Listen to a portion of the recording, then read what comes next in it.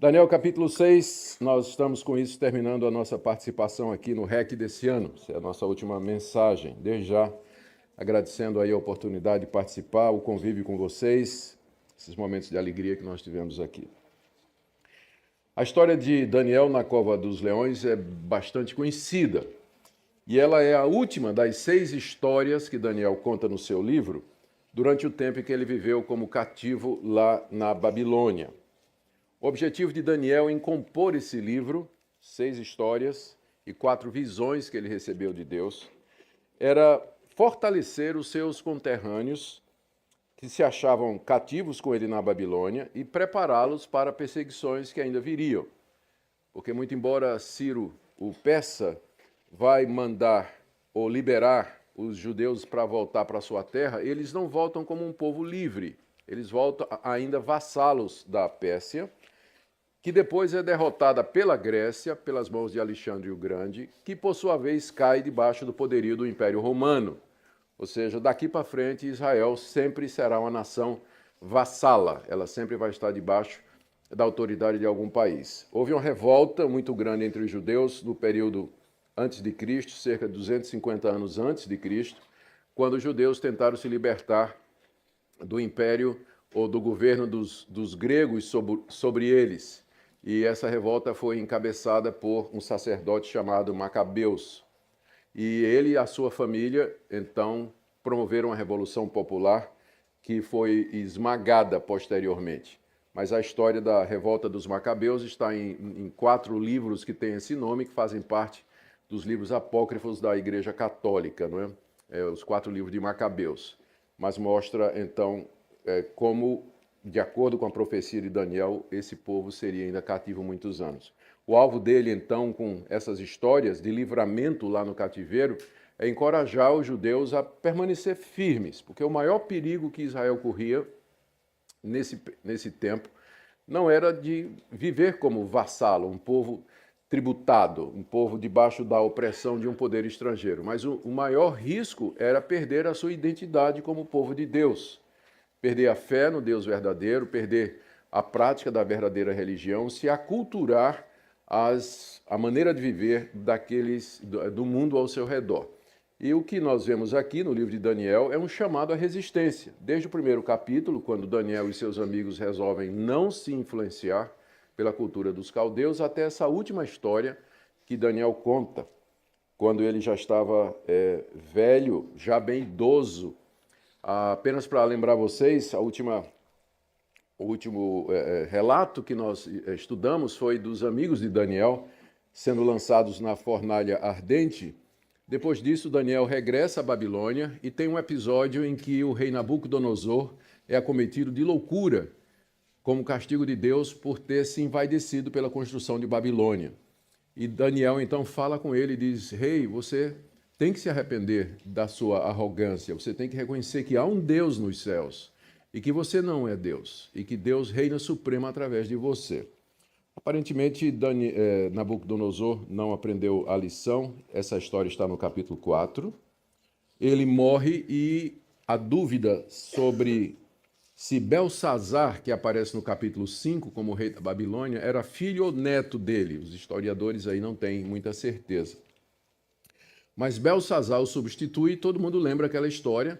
Daniel fica meio que relegado a um plano secundário e Belsazar, uma noite, resolve dar uma farra, uma festa lá, chama as concubinas, as mulheres, os grandes do seu reino, começa a beber e já chapado, ele manda buscar as taças e os utensílios que o pai dele ou o avô dele, Nabucodonosor, tinha trazido lá do templo de Jerusalém, que eram os utensílios que eram usados no serviço sagrado lá durante a oferta de animais no templo. E ele começa a beber vinho naquelas taças, naqueles utensílios, não é? E dando glória aos seus deuses. E aí aparece aquela mão escrevendo na parede, na caiadura da parede. Mene, mene, tekel, ufarsim, que em aramaico significa aquilo que nós sabemos: o teu reino foi contado, tu fostes achado em falta, e o teu reino então será tirado. E ele ficou muito nervoso, não sabia o que era, e lembraram do tal Daniel, que no período de Nabucodonosor tinha interpretado sonhos. E aí trazem Daniel, e Daniel se apresenta e Daniel dá a interpretação e diz a Belsazzar: hoje à noite te tirarão o reino. E naquela mesma noite, Ciro, o persa, comandando um ataque surpresa com um exército gigantesco, se infiltrou pelas muralhas de Babilônia. Alguns dizem que ele entraram pelos túneis por onde corriam os rios da Babilônia e tomaram a cidade numa noite só. E naquela noite, Ciro ocupou o trono. Não deve ter passado muito tempo que Ciro ouviu falar, então, daquele sábio Daniel, que era de um dos exilados, e que durante o reinado dos antecessores havia, inclusive, predito a vitória da Pérsia, né? Havia dito, né? Disse a Belsazzar que ele seria derrotado. E logo cedo Daniel caiu nas graças do rei Ciro. Já idoso, né? Parece que Ciro reabilita, Ciro traz de volta ao centro do governo e se apega a Daniel, porque viu nele aquelas características que ele queria para um conselheiro, um homem de confiança.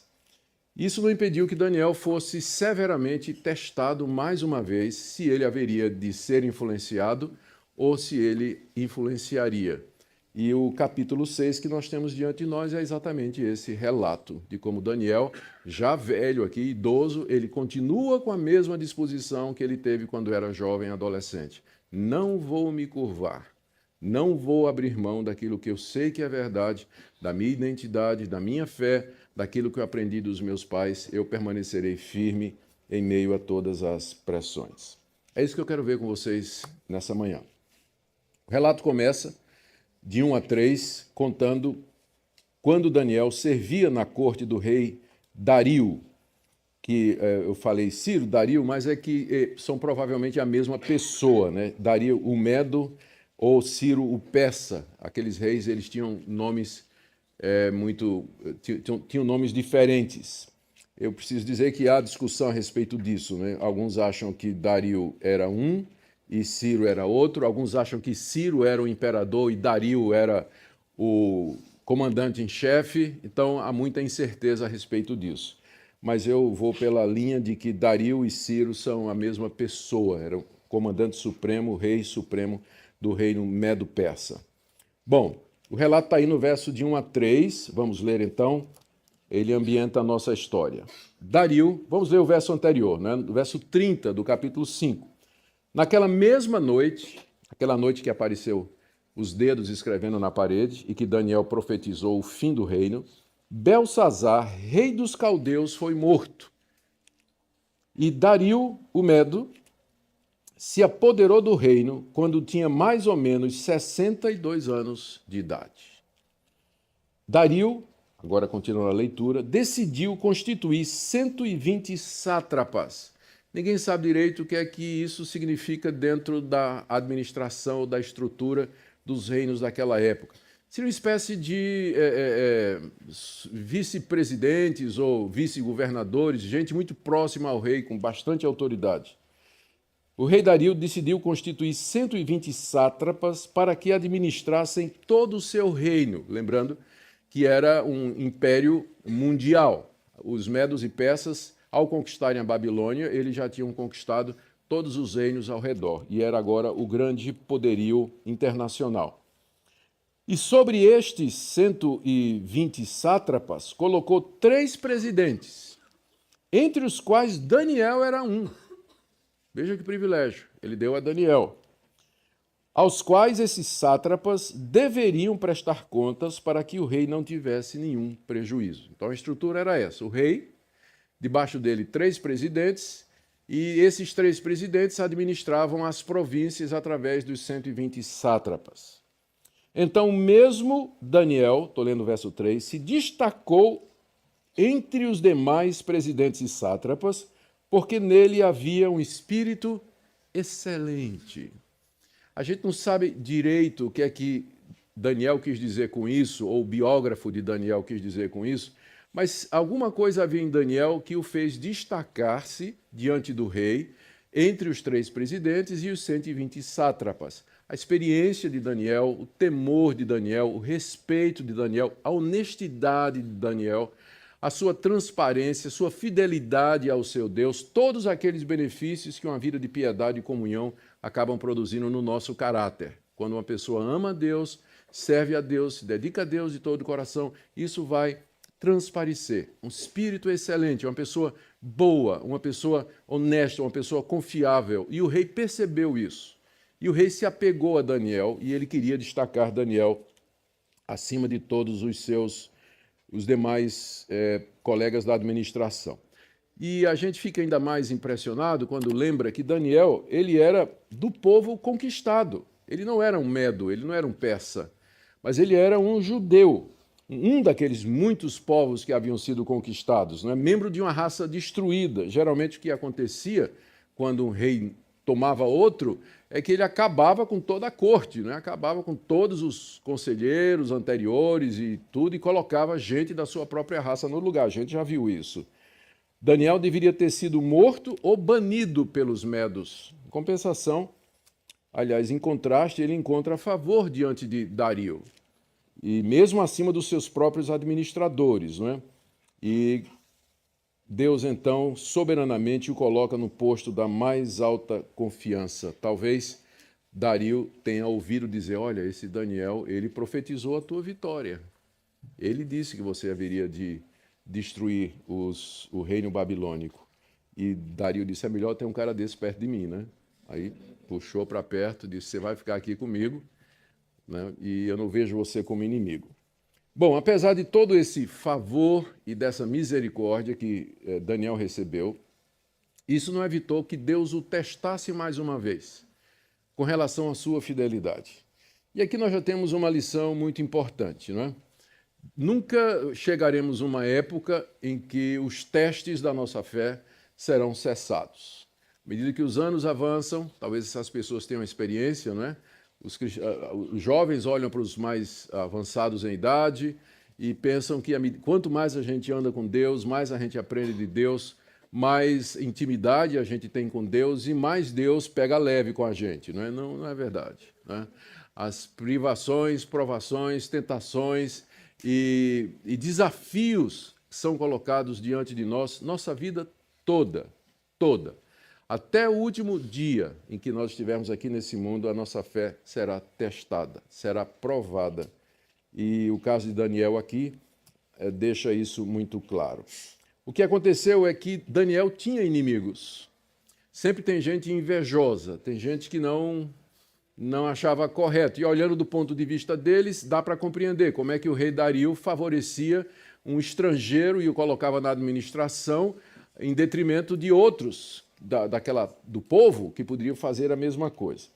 Nos versos 4 a 5, nós lemos como alguns inimigos de Daniel, movidos de inveja, procuraram achar um jeito de arruiná-lo e destruí-lo diante do rei. Versos 4 e 5. Então os presidentes, que eram os outros dois, não é?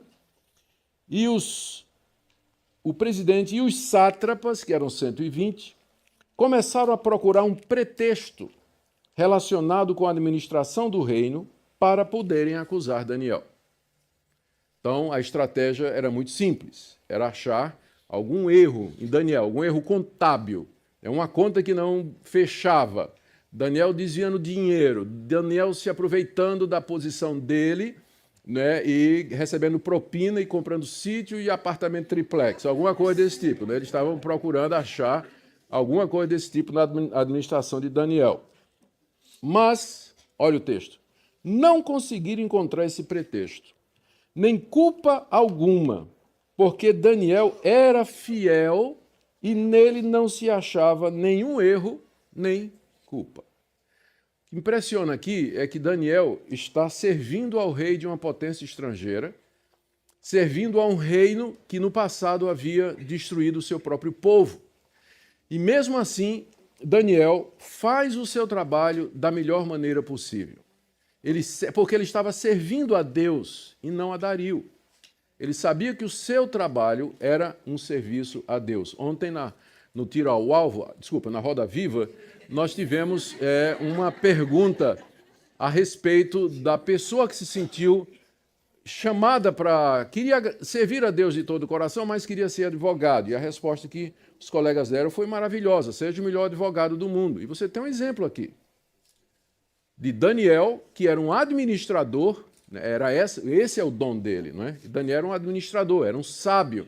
Ele mesmo, no meio de um ambiente hostil, ele serve a Deus de todo o seu coração. Ele não se corrompia, ele não participava na corrupção, que certamente havia e sempre houve, né, em todos os reinos. Ele era um homem reto, ele era fiel a ponto dos inimigos não acharem absolutamente nada contra ele. E eles desistiram desse plano, mas resolveram seguir por outro caminho. O verso 5. Então esses homens, inimigos de Daniel, disseram: nunca acharemos um pretexto para acusar esse Daniel, a menos que procuremos algo relacionado com a lei do Deus que ele adora. Aqui eu esqueci de dizer uma coisa que eu acho que é importante. De vez em quando chega um membro da igreja, né, para o pastor e diz assim: pastor, ore por mim porque eu perdi meu emprego. Perdi meu emprego. Ele diz: perdeu o emprego, meu irmão? Por quê? Não, pastor, é porque o meu patrão ele é preconceituoso. Né? Eu sou evangélico e ele não gosta de evangélico. Ele fica me perseguindo, fica achando motivo, achando coisa, e tanto fez que acabou me botando para fora porque eu sou crente. Aí o pastor conhece o dono da empresa, liga para lá e diz: fulano, você demitiu um membro da minha igreja e tudo mais? Quem é? Diz: fulano e tal. Ah, pastor, o cara só chega atrasado, não entrega relatório, é preguiçoso, é um péssimo empregado, é o pior empregado que eu tenho aqui. Fica falando, fica o tempo todo lá no WhatsApp, o tempo do trabalho todo. Né? Quer dizer, o cara foi demitido, não é porque era cristão, ele foi demitido porque é um mau empregado. Aí vai lá na igreja, né? Ficar se queixando diante do pastor, pedir oração, orem por mim e tudo mais. Não é o caso de Daniel. Daniel foi o melhor empregado do rei Dario. Ninguém tinha nada contra ele. Nada. A não ser agora isso aqui, quando eles dizem: vamos procurar algo relacionado com a lei do Deus que ele adora. Porque todo mundo sabia que Daniel adorava um Deus que não era os deuses da Babilônia e nem os deuses dos medos e persas. Daniel adorava exclusivamente o Deus de Israel. Então o testemunho dele era conhecido, a vida dele era transparente. Daniel estava disposto a servir aí, mas ele adorava ao Deus dele e ele não se curvaria diante daqueles outros deuses. E aqui, então, esses homens resolvem uma estratégia para pegar Daniel exatamente naquilo que Daniel considerava a coisa mais preciosa, que era a sua fé e o seu relacionamento com Deus. Do verso 6 até o verso 9, nós temos aqui o registro de como esses homens conseguem convencer Dario a passar um decreto absurdo, mas cujo alvo era destruir Daniel. Versos 6 a 9. Esses presidentes e sátrapas foram juntos falar com o rei e disseram: que o rei Dario viva eternamente. Todos os presidentes do reino, os prefeitos e sátrapas, conselheiros e governadores, concordarem que o rei baixe um decreto e sancione o interdito, ordenando que todo aquele que nos próximos 30 dias fizer um pedido a qualquer Deus ou a qualquer homem, e não ao Senhor, ó rei, seja jogado na cova dos leões. Portanto, ó rei, sancione o interdito e assine o documento, para que não seja mudado, segundo a lei dos medos e dos persas, que não pode ser revogada. E assim o rei Dario assinou o documento e o interdito. Os reis medos e persas, eles eram considerados como filhos de Hormuz, que era o chefe dos deuses da Pérsia. Na Babilônia era Bel, né? Casado com Melita, a deusa Melita, e os reis eram considerados como filhos. Mas agora nos medos e persas é outro deus, é o Hormuz. Então, Dario era considerado como sendo filho de Hormuz, como sendo divino. Bom, aqui esses homens maus apelaram para o ego de Dario e também para uma estratégia que parecia politicamente boa, ou seja, fortalecer a autoridade de Dario sobre o reino recém-conquistado. Então, dar a ele um status de divindade durante 3 dias, para que nesse período ficasse estabelecido que ele, de fato, era o imperador supremo e que todos deveriam obedecer. Então, do ponto de vista de Dario, ele não percebeu dificuldade nenhuma, né? Todo o ambiente estava preparado, desde a concepção de que os reis governavam pelo decreto divino, eram filhos dos deuses, até a necessidade de impor a autoridade dele àqueles povos que ele havia acabado de conquistar. Agora, o alvo da lei, na verdade, era outro. Esses homens não estavam interessados em fortalecer a identidade de Dario como chefe supremo, nem tinha outra visão, qualquer outro objetivo político. O que eles queriam era pegar Daniel. E vocês veem que isso aqui é política, né? Isso funciona até o dia de hoje. De repente você vê o governo passando uma lei, saindo, ou aparece um projeto de lei, parece até muito legal, mas a verdadeira intenção está nos bastidores. Quem eles querem pegar, quem eles querem atingir, a quem eles desejam beneficiar. Então essa é a política do mundo. E frequentemente ela é usada para pegar os cristãos, para prejudicar os cristãos. E foi o que aconteceu aqui. Visava alcançar Daniel e os demais judeus. Essa lei só prejudicava Daniel, porque os demais povos, como nós já dissemos aqui, eram politeístas, adoravam muitos deuses. E esses deuses não concorriam entre si, eles dividiam os seus adoradores. Então, adorar o rei Dario e orar ao rei Dario durante 30 dias, qualquer adorador de Ormuz, de Bel, de Baal, de Dagon, de Renfã, poderia fazer sem prejuízo nenhum para a sua religião, para a sua consciência. Mas essa lei pegava exclusivamente Daniel e os demais judeus. Pegava exclusivamente Daniel e os demais judeus. O que você tem aqui, como eu disse, é um paradigma da perseguição religiosa do Estado contra a igreja, que começa naquela época e continua até os dias de hoje. Algumas leis que são passadas, às vezes em nome, um exemplo, nos Estados Unidos, escola pública. Então, primeiro amendment lá da lei americana, que fala da liberdade de expressão e de religião, da liberdade individual, de ir e de vir e tudo mais, é uma lei que garante ao cidadão todos esses direitos. Aí o que é que se interpreta? Passaram a interpretar isso. Que o proselitismo é uma quebra dessa lei.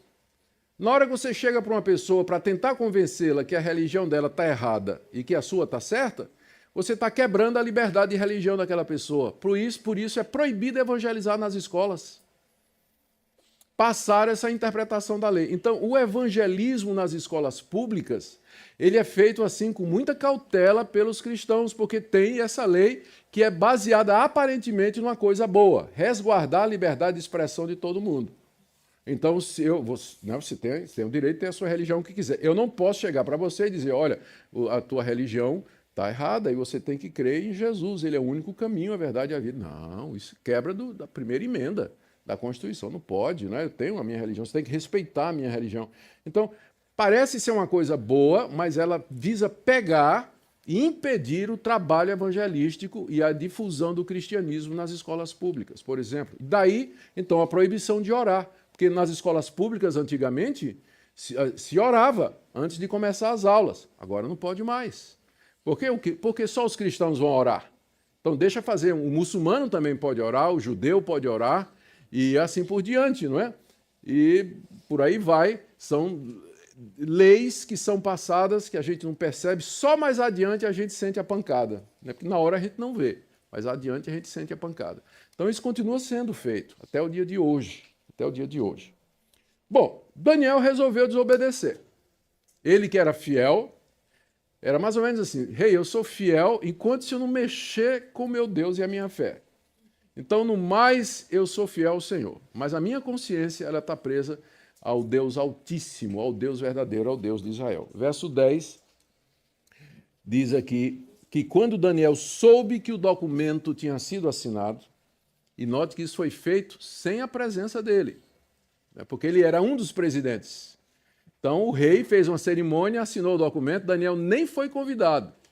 Ele soube que a coisa tinha sido feita e armada pelas costas.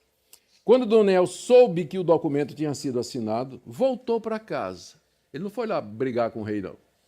Ele não foi lá tomar satisfação com os outros, não. Ele voltou para casa. Em seu quarto, no andar de cima, as janelas abriam para o lado de Jerusalém. 3 vezes por dia ele se punha de joelhos e orava e dava graças diante do seu Deus, como era o seu costume. Esse é um costume que Daniel aprendeu quando ainda era bem mocinho lá em Jerusalém. 3 vezes por dia o judeu piedoso costumava, onde estava, voltar-se para o templo e orar a Deus, gastar um tempo em oração com Deus. Você vê isso refletido, por exemplo, nos Salmos. Eu esqueço agora qual é o Salmo onde Davi diz, 3 vezes por dia te louvarei. Várias outras vezes nos Salmos diz assim, de manhã, de noite, a ti levantarei a minha oração. Então, o judeu, temente a Deus, pelo menos 3 vezes por dia, a hora da oração, ele parava o que estava fazendo, se estava em Jerusalém, ele ia ao templo e ali ele orava e buscava a presença de Deus. Daniel estava muito longe, o templo estava em ruínas, mas o quarto dele tinha janelas que abria para o lado de Jerusalém. Então ele se ajoelhava diante daquela janela aberta, levantava as mãos aos céus e ele orava a Deus 3 vezes por dia. Era esse o seu costume, era um homem de oração. E quando saiu aquela lei que dizia que oração era só para o rei Dario, se você tinha algum pedido, alguma oração, você tinha que orar para o rei Dario, Daniel simplesmente ignorou e continuou a fazer aquilo que ele sempre fez. E aqui você tem também o paradigma do que a gente chama de desobediência civil. O cristão, na Bíblia, é ensinado a obedecer às autoridades, com uma única exceção, quando essas autoridades nos obrigam a ir contra a nossa consciência, quando elas nos obrigam a ir contra aquilo que nós cremos. Então, nesse ponto, a desobediência é justificada. Alguns exemplos para mostrar isso. As parteiras do Egito. O rei Faraó mandou que todos os meninos hebreus fossem mortos. As parteiras desobedeceram ao rei e, graças a isso, Moisés escapou. Sabemos disso. No tempo do Novo Testamento, o Sinédrio proibiu que os apóstolos pregassem em nome de Jesus em Jerusalém. Eles disseram, vocês estão enchendo Jerusalém com essa doutrina. Os apóstolos saíram de lá do Sinédrio para pregar o evangelho nas ruas. Foram presos, chicoteados, ameaçados, mas eles não obedeceram à ordem do rei. E através da história, muitos outros exemplos podem ser ditos de cristãos, como os primeiros mártires, que desobedeceram ao edito do imperador Nero e dos demais para adorar o imperador e que foram lançados aos leões, que foram queimados vivos, decapitados, mortos ao fio da espada, mas eles não cederam, desobedeceram às ordens superiores, porque a nossa consciência está presa diante de Deus. Então, nós hoje no Brasil, né, breve, nós vamos ter que fazer muitas escolhas. Quando vai ser o momento em que o movimento LGTB, YWK, J, né, quando eles conseguirem impor leis ao nosso país, do tipo assim, nenhuma igreja pode recusar a oferecer os seus precintos ou o seu líder religioso dar a bênção sobre o casamento gay. Porque caminha para isso, né? Não pode, é preconceito, né? O que é que eu, como pastor, vou fazer? A minha intenção, se Deus me der graça, é em Cana, né? É em Cana. Pretendo ir para a cadeia, espero que não em Curitiba, né? Para determinadas companhias, mas eu pretendo ir em Cana. Não vou obedecer esse tipo de coisa, não vou. Então, Deus me dê graça para isso. Mas a sociedade ocidental caminha para isso. Né? O Estado se impondo, querendo nos influenciar, esse é o ponto, inclusive, de todo o encontro, né? Querendo nos influenciar e fazer com que nós esqueçamos quem nós somos, que nós vendamos a nossa lealdade e nos tornemos traidores de Cristo. É isso que eles querem. Mas, com a graça de Deus, nós vamos permanecer como Daniel, firmes, 3 vezes ao dia, orando como sempre fizemos, confiando em Deus em nossas devoções regulares e dispostos a enfrentar, se possível, a morte pela nossa fé no Senhor Jesus. Do verso 11 até o verso 18, nós lemos então de como os inimigos parecem triunfar. Eles apanham Daniel e o inculpam diante do rei, que passa então a sua sentença. Vamos ler de 11 a 18. Aqueles homens foram juntos até a casa de Daniel, estava tudo organizado. E o encontraram orando e fazendo súplicas diante do seu Deus.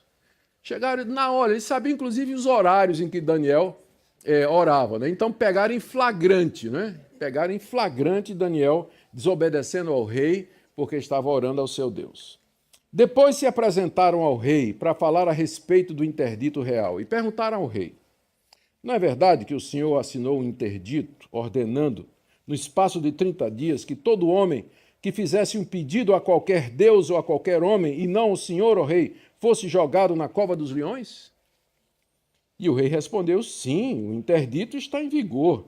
segundo a lei dos medos e dos persas, que não se pode revogar, que não pode ser revogada.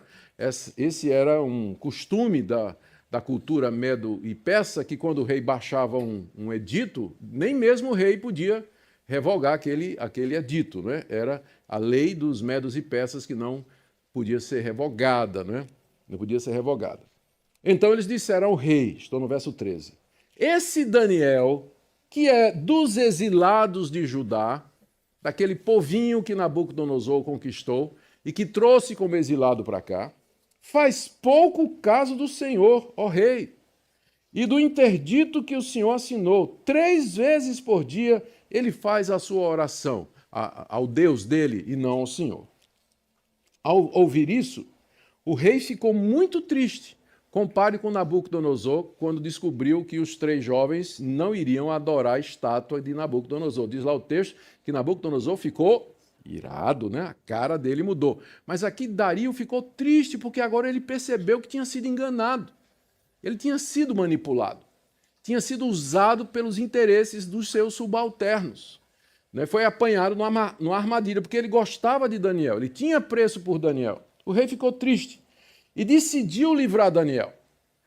Tão triste ele estava que resolveu fazer o que era impensável, né? E até o pôr do sol se empenhou por salvá-lo.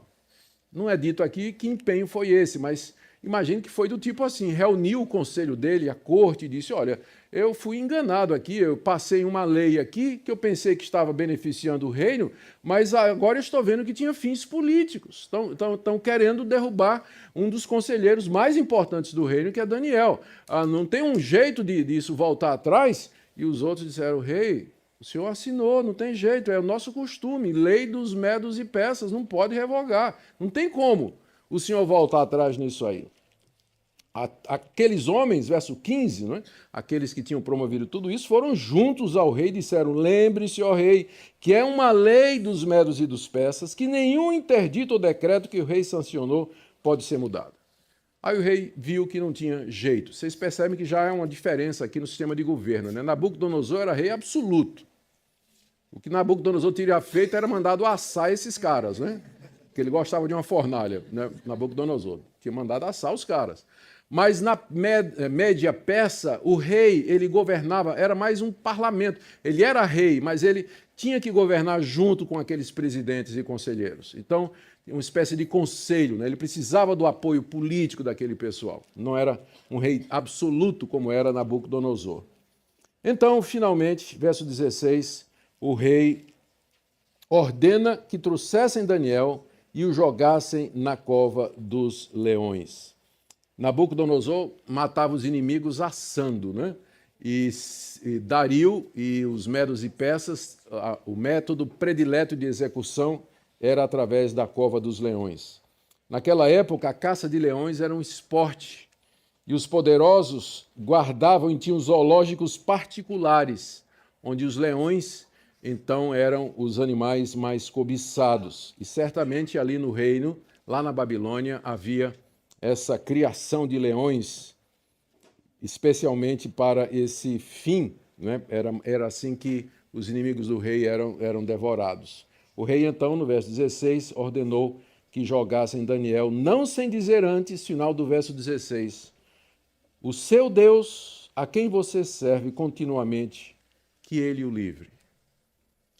Né? Veja o coração desse rei. Ô Daniel, espero que esse Deus a quem você é tão apegado, esse Deus por quem você está disposto a morrer, eu espero que esse Deus veja a sua devoção, que esse Deus veja o quanto você é leal a Ele e que Ele, em recompensa, livre você da morte, porque eu não posso fazer isso.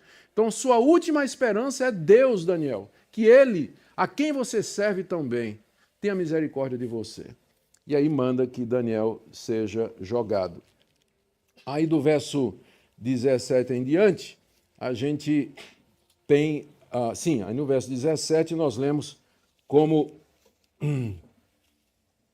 Ué, cadê o verso 17? Sumiu da minha Bíblia, está aqui. Verso 17. Foi trazida uma pedra e ela foi colocada sobre a boca da cova. E o rei selou a pedra com seu próprio anel e com o anel dos homens importantes, aquilo que eu falei, ele não governava sozinho. Então, o selo dele e dos homens importantes que estavam com ele, para que nada se mudasse a respeito de Daniel. A coisa foi muito bem tramada, né? Não tinha saída. Não tinha saída mesmo. Então o rei se retirou para o seu palácio e passou a noite em jejum. Muito triste o rei com tudo aquilo. E não deixou trazer à sua presença instrumentos de música. Era assim que se vencia a insônia naquela época, com a playlist, né? Estava com insônia, chamava os instrumentos, os caras tocavam e o rei, né, caía no sono. Aí ele disse, não quero instrumento não. Hoje à noite eu vou passar a noite em jejum, em claro, né? Eu não sei, talvez ele estivesse lá falando com os seus deuses ou sei lá o quê. Mas, de qualquer forma, isso mostra a compaixão que o rei tinha de Daniel. Do verso 19 em diante, nós lemos como Deus interferiu, de fato, Deus atendeu a fidelidade de Daniel e interferiu, salvando e exaltando diante do rei e diante dos seus inimigos. Verso 19, pela manhã, ao romper do dia, o rei se levantou e foi depressa à cova dos leões. E ao se aproximar da cova, chamou Daniel com voz triste. É interessante isso, o rei tinha esperança, né? Parece que ele também tinha confiança no Deus de Israel. E o rei disse a Daniel, Daniel, servo do Deus vivo, será que o seu Deus, a quem você serve continuamente, conseguiu livrá-lo dos leões? Humanamente era impossível um ser humano ser jogado numa cova de leões famintos, né, que são treinados exatamente para isso, mas o rei aqui acredita no milagre, ele está aberto para essa possibilidade. E qual não foi a surpresa dele que, em vez de ouvir, ele ouviu a voz de Daniel. E o Daniel disse, verso 21, que o rei viva eternamente. Era essa a forma de saudação no Antigo Oriente. O meu Deus enviou o seu anjo e fechou a boca dos leões para que não me fizessem mal algum, porque fui considerado inocente diante dele e também não cometi nenhum delito contra o Senhor, ó rei. Naquela noite, porque foi no final da tarde, né, nós lemos aqui que o rei tentou durante o dia todo, né? Então foi no final da tarde que Daniel foi jogado na cova dos leões, e a porta fechada, né, com uma pedra. Então Daniel é jogado ali, e naquele mesmo instante o anjo do Senhor se manifesta dentro da cova dos leões, né? E os leões todos recuam diante daquele que é mais poderoso do que eles. Mais uma vez a gente vê aqui o anjo do Senhor atuando no coração da Babilônia. É o mesmo anjo que foi para a fornalha junto com os 3 amigos. E eu já sugeri a vocês que esse anjo aqui é o mesmo que em outras passagens do Antigo Testamento é referido como o anjo do Senhor, e que, diferente dos outros anjos, ele aceita a adoração, ele fala como se fosse Deus e é considerado como se fosse a presença do próprio Deus. Por isso os estudiosos acham que o anjo do Senhor era, na verdade, Deus Filho. É uma cristofania, uma manifestação de Cristo antes da sua encarnação. Então, o próprio Filho de Deus esteve ali na cova dos leões. Acalmou os leões e, quem sabe, passou a noite batendo papo com Daniel, conversando sobre as coisas do reino. Não é interessante que logo depois disso aqui, Daniel tem aquelas visões, né? Vem o relato das visões de Daniel.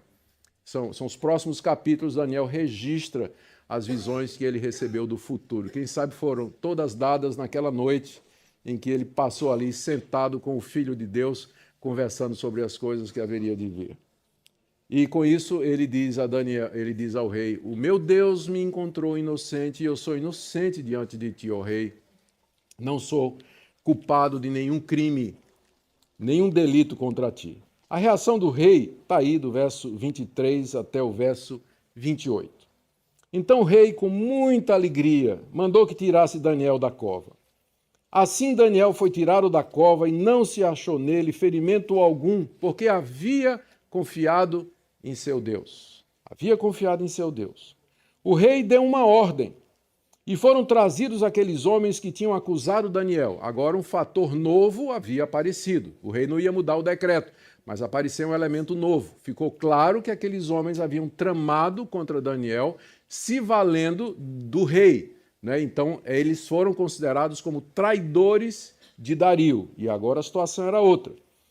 Eles foram trazidos e foram jogados na cova dos leões, eles, os seus filhos e as suas mulheres. É bom você lembrar disso quando o seu amigo ateu ou inimigo da Bíblia chegar para você e dizer assim, mas a nação de Israel, quando invadia os povos, matava homens, mulheres e crianças. Aí você pode lembrar que isso não era uma prática só dos judeus, não. Aqui você está vendo os medos e persas fazendo a mesma coisa. Pegaram os homens, as mulheres que não tinham nada com isso, e os filhos, e foi todo mundo para a cova dos leões. Então essa era a prática do Antigo Oriente. Ou seja, quando o pai fazia errado, a família toda pagava. Quando fazia certo, a família toda era exaltada. Então, em vez de você... Porque às vezes o pessoal diz, né, que o Deus de Israel era um Deus cruel, só ele fazia isso. Olha como eram os deuses dos medos e persas. Olha como era a cultura daquele povo também, antes de você aceitar esse tipo de crítica que eles fazem, desconhecendo a arqueologia, desconhecendo a história e os costumes dos povos antigos. Mandaram a família toda para dentro da cova dos leões. E os leões, diz aí o texto, ainda eles não tinham chegado no fundo da cova, e já os leões se apoderaram deles e lhes migalharam todos os ossos. O bichinho tinha passado a noite com fome, né? E agora chegou o breakfast. E eles pularam no breakfast e acabaram com tudo, né? Aqui está a vitória de Deus sobre os seus inimigos. Agora vocês notem que, diferente de uma determinada música evangélica que incentiva a gente a ver a queda dos inimigos, né? Daniel, em nenhum momento aqui, ele orou a Deus pedindo a derrota dos seus inimigos, ou que Deus se vingasse dos seus inimigos, ou que Deus mostrasse que Daniel estava certo e ele errado, mas Daniel confiou em Deus e se entregou a Deus. É diferente, não é, da atitude do mundo, né, ou de determinadas religiões que clamam a Deus, né, por vingança e querem mesmo que os inimigos sejam destruídos, que os inimigos sejam derrotados, quando o nosso espírito é outro. O nosso espírito, de fato, é orar pelos inimigos, bendizer aqueles que nos maldizem e fazer bem aqueles que nos fazem mal. Daniel não queria o mal dos seus inimigos. Deus se encarregou de fazer isso. Deus se encarregou de dar a vitória, porque a vingança é de Deus, ela não é nossa. A nós compete nos entregarmos na mão de Deus e dependermos dele. Olha o resultado de tudo, está aí do verso 25 em diante. O rei Dario escreveu às pessoas de todos os povos, nações e línguas que habitavam em toda a terra. Lembrem que os medos e persas tinham domínio do mundo conhecido da época. O rei então manda um edito, uma carta para ser lida em todos esses lugares, dizendo que a paz lhes seja multiplicada. Faça um decreto pelo qual, em todo o domínio do meu reino, todos tremam e temam diante do Deus de Daniel. Como eu disse, isso não significava conversão. Apenas que o Deus de Daniel seria incorporado aos deuses que eles já adoravam. Conversão naquela época significava monoteísmo. Você largar os outros deuses e adorar um único Deus verdadeiro, Criador dos céus e a terra, que era o Deus que se revelou a Israel. Mas aqui, na mente do pagão Ciro, não é? Dario, na mente dele, o Deus de Daniel, de todos os deuses que havia e que existiam e que eram reais, ele era o Deus supremo, mas era apenas mais um Deus. Então ele passa esse decreto, né, para que esse Deus dos judeus ele seja respeitado, porque ele é o Deus vivo e que permanece para sempre. O seu reino não será destruído e o seu domínio não terá fim. Interessante que essas são as palavras que aparecem na primeira visão que Daniel interpretou, que foi do sonho de Nabucodonosor, quando aquela rocha esmaga os pés daquela estátua gigante e cresce e enche a terra, e Daniel explica que aquele é o reino que não será destruído, que é o reino de Deus, e o seu domínio não terá fim. Ele livra, salva, faz sinais e maravilhas no céu e na terra. Foi ele quem livrou Daniel do poder dos leões. Eu já disse a vocês que, muito provavelmente, você tem aqui a origem daqueles magos que vieram do Oriente para Belém para adorar o recém-nascido rei dos judeus. Eu não tenho dúvida de que foi Daniel que influenciou aquelas culturas. Por onde ele viveu, né? Ele atravessa aqui o reinado de 4 reis. E ele influenciou, ele não se deixou influenciar pela cultura daqueles povos, mas ele influenciou, ele ensinou a palavra, ensinou aquilo que ele tinha aprendido a respeito de Deus, do Messias, do reino messiânico, de que o reino de Deus haveria de triunfar sobre todos os homens. E aí Daniel morre, mas o seu ensino permanece, é mantido como tradição. E 600 anos depois, os magos do Oriente, lá daquela região da Caldeia, Mesopotâmia, observando os céus, eles veem uma estrela diferente. Eles dizem, peraí, nós temos aqui, procura nos livros aqui de sabedoria, tem alguma coisa aqui sobre uma estrela? E aí eles encontram lá o ensino de Daniel, que é baseado lá em Deuteronômio, uma estrela virá de Judá e aponta para o Messias. E aí eles disseram, olha, isso aqui indica o nascimento daquele cujo reino não terá fim e que o rei Dario decretou para que todos reconhecessem dentro do seu reinado. E eles vieram lá do Oriente para Belém, seguindo a estrela, e eles apresentaram a Jesus aquelas ofertas, né? Então, só para corrigir, eles não eram, a gente não sabe se eram 3, e muito menos não eram reis, eram magos que vieram do Oriente, né? E trouxeram aqueles presentes para Jesus, provavelmente pela influência do ensino de Daniel. Verso 28, terminando, Daniel prosperou no reinado de Dario e no reinado de Ciro o Persa. Então, aqui nesse último versículo, pode parecer que são 2 coisas diferentes, mas no hebraico pode ser traduzido assim, Daniel prosperou no reinado de Dario, sim, no reinado de Ciro o Persa. São a mesma pessoa, né? São a mesma pessoa. Mas, como eu disse, tem discussão a respeito disso entre os estudiosos. Mas aqui, então, está o fim da história e o que é que esse relato nos ensina. Deixa eu tentar aqui resumir e terminar com uma outra aplicação. Primeiro, Deus está no controle absoluto da história. Embora o seu povo estivesse cativo, embora o seu povo estivesse dominado por um poderio estrangeiro, embora o seu templo estivesse destruído, a sua religião estivesse fragmentada, Deus continuava supremo. Quando tudo parecia ir errado, ele ainda era Senhor. Ele ainda manda o seu anjo, o seu filho, interferir na história e levar a história de acordo com aquilo que ele planejou. Segunda coisa que isso aqui é importante para você. Se você não tiver plena consciência disso, que Deus está no controle, mesmo quando tudo parece errado, você vai ser influenciado em vez de você ser uma bênção. Segunda coisa que nós aprendemos aqui é que Deus permite que os seus servos sejam testados, mesmo com 80 anos, como era provavelmente a idade de Daniel aqui a essa altura. Não haverá um fim para os testes e as provas enquanto você estiver vivo aqui nesse mundo. Elas têm como objetivo fortalecer você, criar caráter, dar testemunho, falar do Deus a quem você serve. Então esteja preparado para enfrentar dificuldades na universidade, no seu trabalho, na família, nos relacionamentos, porque você é crente. Não sofra como malfeitor, maledicente, mentiroso, não. Mas se você sofrer como cristão, dê graças a Deus e não se envergonhe disso. É um privilégio sofrer por ser um servo de Jesus Cristo. Nós aprendemos também que, terceiro lugar, que Deus é o Salvador do seu povo. Nós vimos aqui 3 ocasiões em que Deus resolveu livrar os seus servos fiéis de situações angustiantes. Mas lembramos também que todas as vezes esses servos simplesmente disseram, se entregaram na mão de Deus. Se Deus haveria de livrá-los ou não, era indiferente. Eles continuariam tementes a Deus da mesma forma. O relato bíblico nos mostra outras ocasiões em que Deus não poupou os seus servos. Eu já mencionei o caso de João Batista, que era considerado o maior no reino de Deus. Ele morreu decapitado na prisão. Os heróis da fé. Isaías, segundo a tradição, não está na Bíblia, mas segundo a tradição, Isaías foi serrado ao meio, né, com um serrote, né, ao meio. Outros profetas foram apedrejados. Jeremias foi jogado para morrer num poço de betume, né, ficou atolado até o pescoço.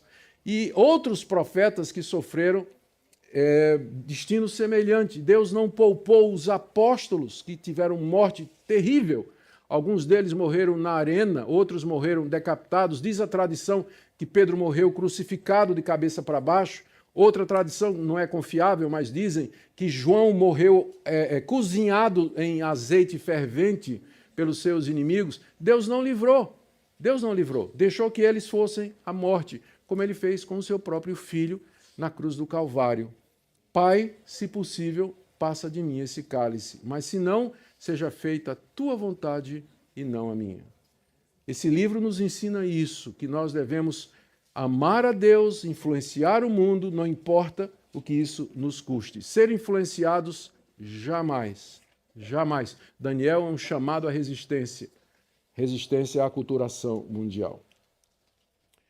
Então, queridos, que Deus ajude vocês, que Deus os abençoe. Eu sei que vocês enfrentam situações complicadas, deu para ver por algumas perguntas de ontem, situações difíceis, complexas, mas o princípio é o mesmo. Eu serei fiel a Deus. Eu quero fazer a vontade de Deus, não importa o que isso me custe. Eu sei que Ele está no controle e que a vitória final é dele. Por isso eu o amarei e o servirei de todo o coração. Amém? Vamos orar. Ó Deus, Tu és o mesmo, Tu estás no controle de tudo. E nós sabemos que nossa vida é governada pela Tua vontade, como Jesus disse, que até os cabelos da nossa cabeça estão contados. E nada nos toca que não seja pela Tua vontade e Teu querer. Nos ajuda a confiar em Ti e no Teu amor, que todas as coisas cooperam juntamente para o bem daqueles que Te amam, para que nós possamos enfrentar os desafios da aculturação e de sermos influenciados e permanecer firmes, ainda que nós tenhamos que desobedecer aquelas coisas que vão contra a nossa consciência, que vão contra a nossa fé em Ti. Abençoe esses jovens, enche-os do Espírito Santo, daquele Espírito excelente que havia em Daniel, dá-lhes graça e misericórdia em tudo, em nome de Jesus. Amém.